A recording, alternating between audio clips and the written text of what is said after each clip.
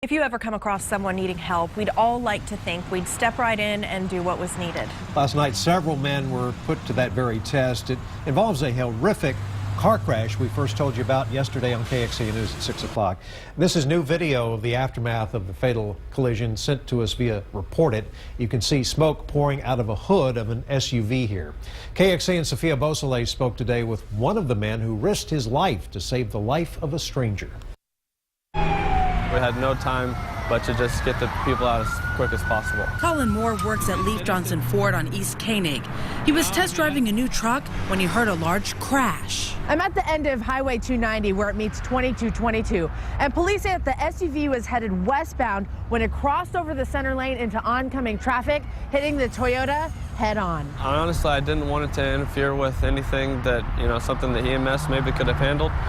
But at the same time, I realized that the situation was going to be very bad, very quick. He and his coworker saw smoke billowing from the hood of this SUV with two people inside. Colin says a first responder used a fire extinguisher, but it didn't help. So Colin and his coworker decided to try and get the victims out themselves. You can still see that in the video. As soon as they're on the ground, we're dragging them away from the fire because in all honesty, I thought the vehicle was going to explode. Seconds after pulling the men out, flames engulfed the SUV.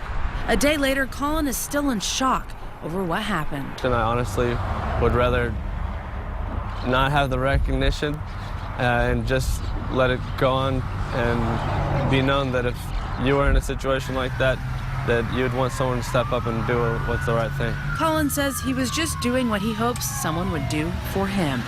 Reporting from North Austin, Sophia Beausoleil, KXAN News. This afternoon, police told us the Ford Expedition crossed into oncoming traffic to pass cars. Police say the driver is 32-year-old Simon Rodriguez. He died at the hospital. The passenger is expected to be okay. APD says the woman driving the Toyota has life-threatening injuries. Coming up here at 6 o'clock, we're going to talk about the law which protects good Samaritans who help others in emergency situations. People who live or work near Airport Boulevard and Koenig Lane say crashes there are very common. We checked with the police and their records show drivers have crashed dozens of times over the last few years. In 2012, there were 23 crashes here. In 2013, 21. And last year, there were 16 car crashes near this intersection. That's more than one crash per month. The city of Austin